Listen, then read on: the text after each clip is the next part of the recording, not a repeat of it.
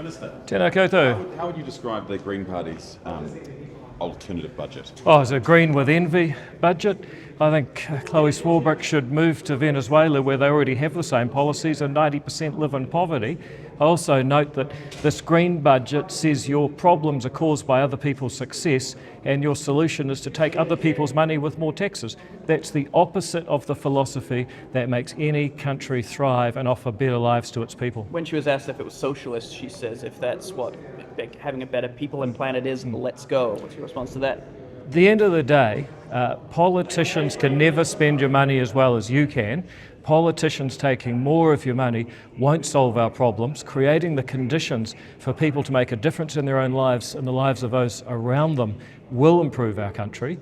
We don't need to spend more money. Health has gone up 66% in the last 6 years. The challenge is to get more efficiency out of it. I make the same argument about education. We spend nearly $350,000 per citizen in their lifetime on education. It's not a matter of more money, it's a matter of doing it smarter. Is there any sort of situation at all in the world where you and the Greens could join forces in any sort of coalition? Oh, look, I think if it would be a world where every Green MP picked up an economics text and at least read the first few pages. The best cure to being a Green supporter is called Economics 101. Well, can I talk about the private jet tax? What do you make of the private jet tax? $5,000 per person on arrival and again on departure. Look, this is just left-wing Trumpism.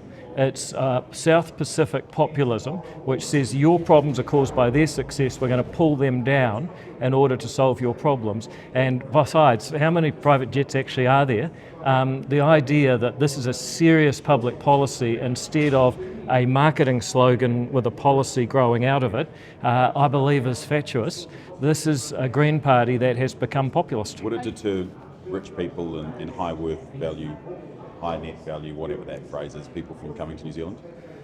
Well, ultimately, if you look at some of the conservation projects that have been done by wealthy overseas people, yes, it would. So I would say to the Greens, what do you want? Conservation paid for by people who happen to have private jets, or do you want to get rid of that and actually have less goodness for the planet? And the problem is, you look at the Green Party in Parliament, when was the last time they asked 2 questions in a row about the environment? They asked one environmental question last week, I think it was. They haven't asked a question about the environment in Parliament for months. Thanks. Thank you very much, Jane. Thank you.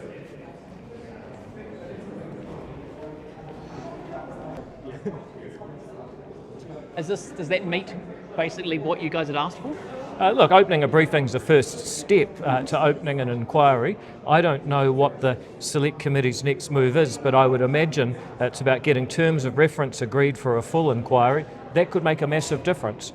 So look, it's early days, but the basic idea I've suggested of a full, open, high-quality public inquiry appears to have taken another step today. Interestingly, Catherine Wedd yesterday said that she didn't think an inquiry was necessary through the Select Committee. What do you make of that? Well, look, I think if she's committed to solving the problem, then she should believe that all methods are good. I believe that there's been pretty round criticism of the members' bill that she had, but if she's committed to the cause rather than her own bill, she should welcome this expansion of people looking into the issue. Thank you. Right, thank you very much. Sorry, Dave. Oh, go. Hi. There we go. Were you asked about question 8 in the other main stand-up? Which question is that? There's the one Jan Tinetti to Brooke Van Velden asking if she agrees with that section of the column that was published at the weekend using the C word. Look, Jan Tinetti has always been a pretty mediocre character.